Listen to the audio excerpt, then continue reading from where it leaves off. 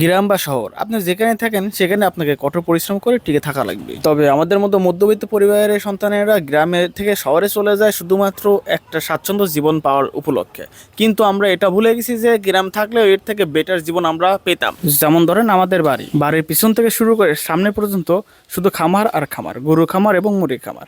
এই বাড়িটা মূলত খামার বাড়ি নামে পরিচিত। এখন আসি আসল কথা, এই যে আমার দিকে তাকান, বাড়ি থাকলে কিন্তু অনেক ব্যবসা বাণিজ্য করতে পারতাম, অথচ না, ঢাকা থাকা লাগবে, ঢাকা থাইকে 10,000 টাকা চাকরি করা লাগবে। মানুষের কোম্পানি বড় করার জন্য যত প্রকার কষ্ট পরিশ্রম সবই আমরা করতে পারি, অথচ নিজের গ্রামের বাড়িতে এসে যে একটু ব্যবসা বাণিজ্য করে সবার সাথে করে স্বাচ্ছন্দ্য দিন কাটাবো, এরকম মন মানসিকতা আমাদের মধ্যে কাজ করে না। শুধু আমার ক্ষেত্রে না, সবার জন্যই প্রযোজ্য এই কথাটা। যারা গ্রাম থেকে শহরে যায় শুধুমাত্র একটু ভালো থাকার জন্য, অথচ ভালো থাকা হয় না, কিন্তু মানুষের কোম্পানির জন্য কুত্তা খাটতে হয়। এই যে ধরেন বাংলাদেশের কয়েক কোটি বেকার, এর মধ্যে ধরেন কিছু সংখ্যক বেকার মানুষের গ্রামের বাড়িতে কিছু জায়গা জমি আছে, কিছু অর্থ সম্পদ আছে, আর কিছু সংখ্যক হয়তো বা কিছু নাই, তারা হয়তো বা ঢাকাতেই থাকতে হবে কিছু একটা করার জন্য বা দিন পেট চালানোর জন্য। এখন কথা হচ্ছে যে ঢাকা শহরে আইসা 11,000 টাকা চাকরি আমরা ঠিক করতে পারি, কিন্তু গ্রামে আইসা যে একটা ব্যবসা যে করে খাবো, সেখান থেকে যে 20-30 হাজার টাকা ইনকাম করবে প্রতি মাসে, বা মাসে এটা বিশ্বাসই করবে চায় না এবং সেখানে ভরসাও করে না। কিন্তু এটাই মানা লাগবে যে গ্রামে কিন্তু অপার সম্ভাবনা,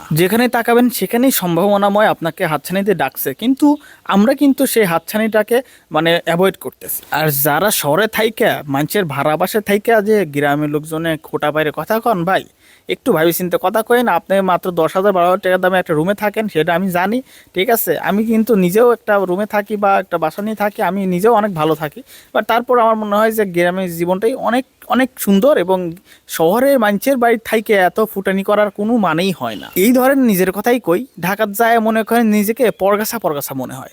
কোনে যে নাইছি মানুষের বাসায় ভাড়া থাকি, কখন বা মালিক এসে কয় যে এই বাড়িতে নামে যাও, তোমাদের আর ভাড়া রাখবো না।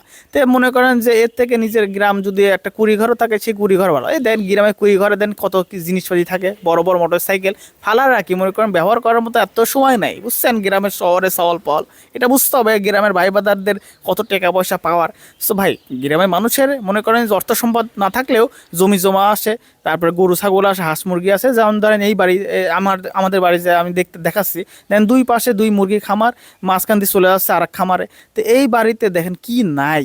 তো আমাদের গ্রামের বাড়িতে মনে করেন এত কিছু, মানুষের গ্রামে আরো অনেক কিছু আছে ভাই। গ্রামে অপার সম্ভাবনা, আপনি গুণে শেষ করে পারবেন যে কত সম্ভাবনা গ্রামে পড়ে রয়েছে। শহরের বাবুরা যারা 30-40 হাজার টাকা বেতন পান, তাদের উদ্দেশ্যে দুইটা কথা কই ভাই। এই 30-40 হাজার টাকা বেতন পায় কোনো লাভ নাই, আপনি ঘরে 2 টাকাও যায় না। এটা আপনি বুকে হাত দিয়ে বলতে পারবেন না যে আপনার ঘরে কয়টা টাকা আসে। বাজার আর ভাড়া দিয়ে আপনি জীবন শেষ। তো এত কথা বলে লাভ নাই। আমি পাবনার সাওয়াল, সবাই আমাকে একটু ভালোবাসে দিবেন। আর আমি মহা খুশি আছি বেকার জীবন যদিও পার করতেছি। সবাই ভালো থাকবেন।